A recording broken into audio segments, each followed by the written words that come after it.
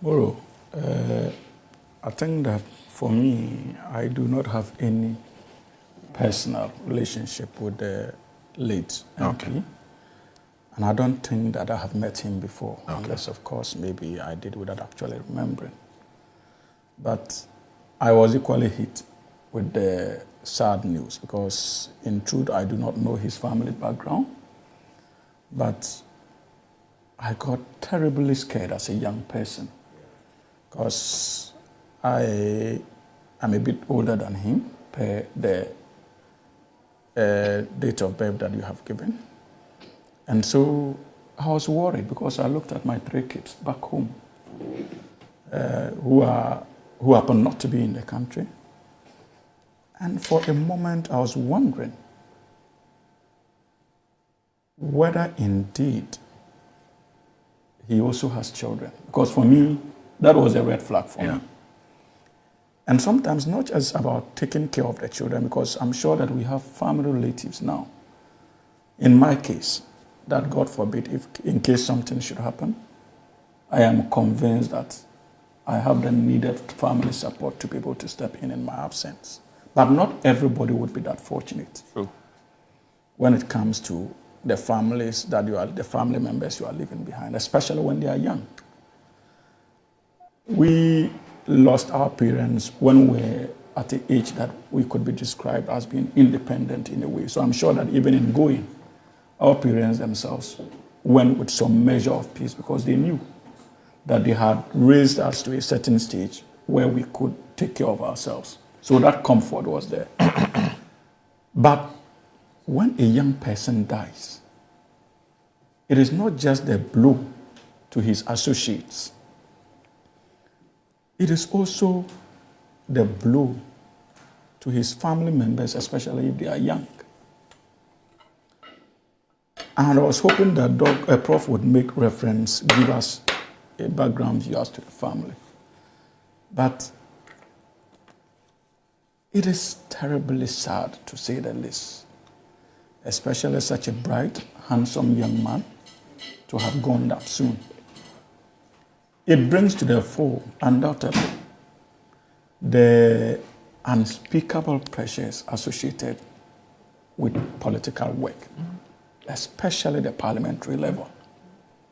Because I dare say that the pressures that comes with it, in a way, hits them directly than it does when it comes to even the presidency or vice presidency. But look, Hamza, even you, look at the number of platforms you go on daily basis and the times you have to wake up to hear the road and go to these platforms. Yes, Moro, but you see, I do not dwell on that much. And so that's why when Prof was speaking, I was a bit hesitant in agreeing with him when it comes to the demands, workloads of parliamentarians. I respect that it is burdensome. I respect the fact that the schedules are tight. But I don't think that it is peculiar to parliamentarians alone. Indeed, there are many of our citizens who wake up on a daily basis and have to leave for work as early as 4:30, 5 a.m. because of the areas they stay. There are many of our citizens who would have to stay in traffic for hours from the Kasua enclave, trying to find their ways into Accra Central to make ends meet. So it brings to the fore how unconscious we have been when it comes to planning our developmental trajectory. It brings to the fore how unserious we have been as a republic, even in terms of investing in our housing infrastructure. Because these are many people who would wish to stay closer to town, especially in Accra. If government had worker bungalows, or like bungalows that Senate can also step in to build like they were doing in the past, in certain industrial zones where workers can take advantage of so that they can stay closer to employment opportunities. If we invest in industry by making sure that we strategically spread these opportunities to the areas like Kasua and so, if we work on making accommodation rent truly affordable in line with our Rent Act, many of our citizens who live far and have to drive into Accra on a daily basis because they cannot pay for rent in Accra, not because they don't want to stay in Accra, and the dangers they will be exposed to. So just like the parliamentarian, these civil servants leave their families as early as 4:30 to 5 a.m. And the only time they get back home, their families would have been asleep. Because of the traffic situation, many of them get back home as late as 8 to 8:30 p.m. and sometimes 9. And if you have a family of young people, they would have been asleep by then. So it's possible that for the entire week, you do not get the opportunity to interact with your children because of how far you stay from your work zone. So it is not peculiar. Many of these things are not peculiar to MPs. And that is the reason why we should not narrow the debate down to what the MPs go through. It must be a wake-up call for the executive, for the legislature, to partner effectively in finding solutions to many of these teething problems that are confronting our people. Moreover, truly, the pressures of parliamentary work cannot also be underestimated. Because dealing with human beings is quite a challenge.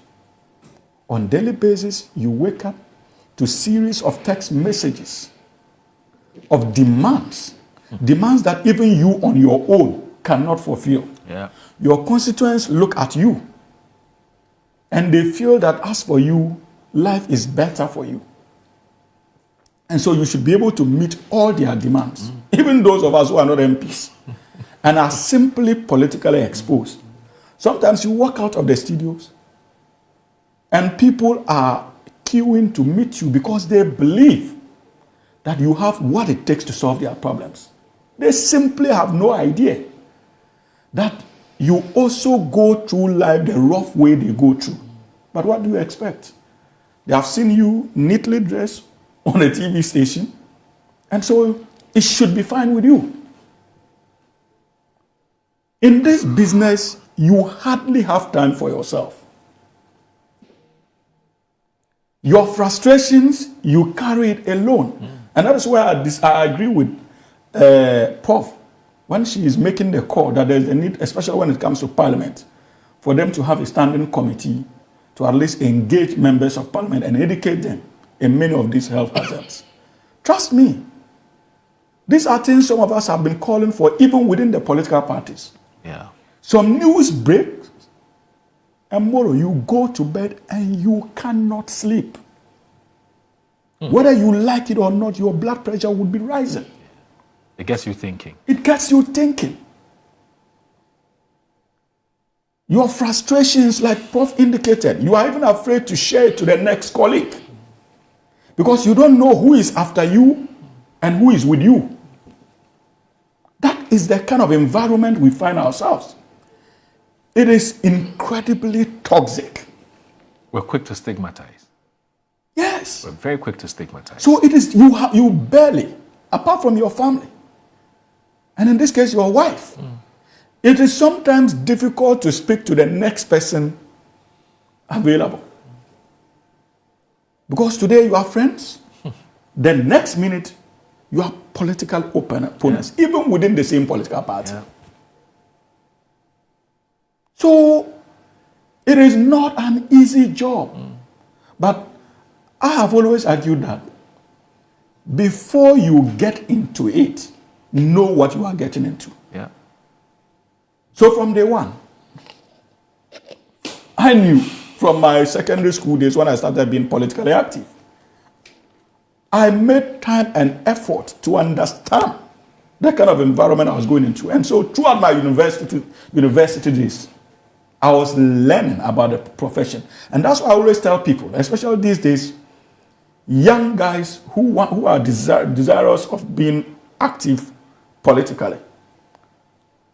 They think that politics is just a field, that you can wake up on a good day and because of the resources available to you, You go and target a parliamentary seat, and boom, you are into politics.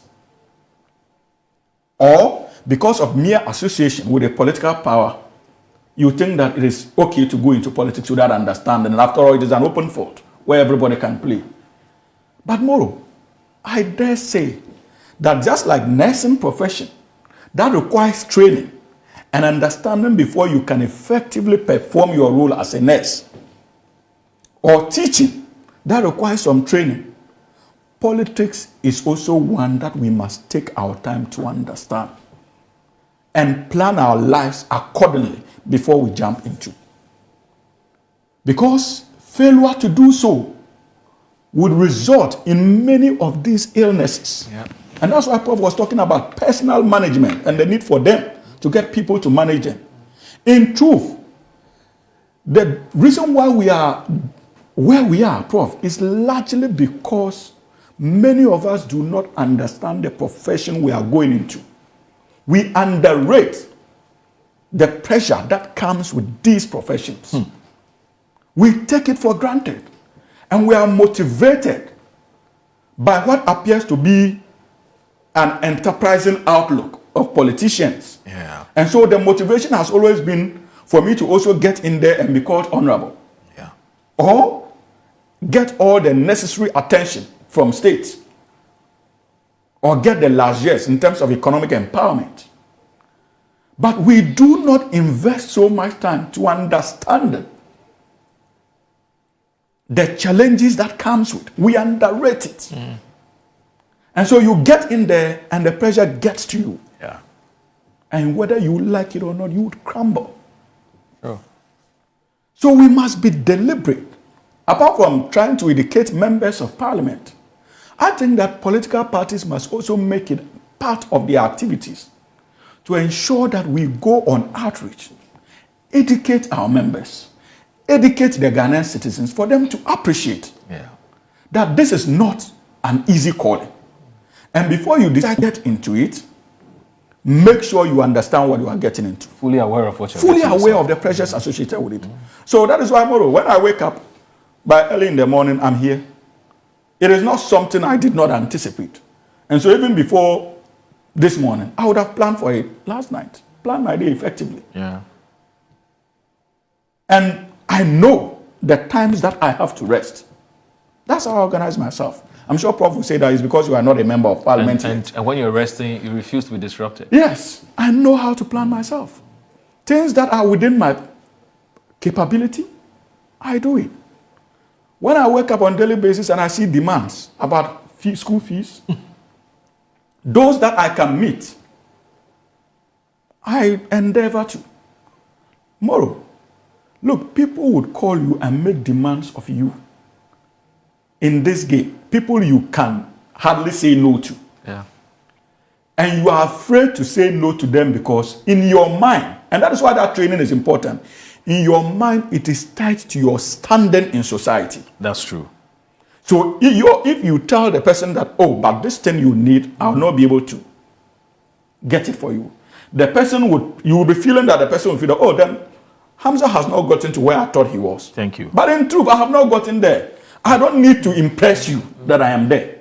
Asking for only 1,000 cedis. He said he doesn't have. Yes. Can you imagine? Can you imagine? I asked Professor Kinsley Nyako for only 5,000. He said he doesn't have. And they forget that it's not only them that you are dealing with. Yes. There are a lot more. Yes. You can't my constituency. Yes.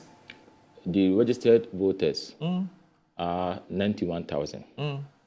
The inhabitants in Kwadaso are about 200,000. Assuming you give each person 10 cedis, how much is it? They're not 2 million. Yes. But you give somebody maybe 50 cedis or 100 cedis, they look down upon it. Forgetting that it's not only about that individual, yes, but the wider. Yes, that's true. Yes, and you see, Moro. You know, when we're seeking for help from someone, we think it's just us.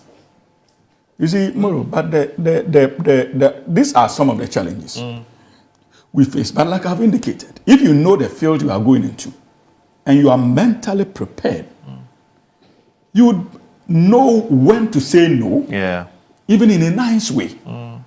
You would know when to rest, and you plan your schedule in line with your health requirements. This is very important. Yeah. And you see, I'm being a little bit reluctant in running full commentary on MPs and their demands because I've never been a member of parliament. Okay. So that's why you need to hasten slowly. Slowly, yes. So that's why I'm hastening slowly in that. I've never been. So I may be underrating the pressures. Yes, I have. But fortunately, I have worked with members of parliament. So at least I can hazard a guess in terms of the pressure that they go through. It is no mean pressure. I remember at a point in time in opposition, I personally had to fight with my big brother.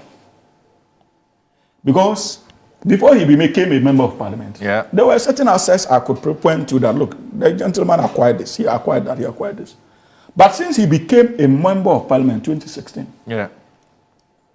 for the 2017, when he entered parliament, Moro, I sat down with him one time and I was asking him, okay, so big bro, this period that you have been in parliament for over first term now, what have you achieved?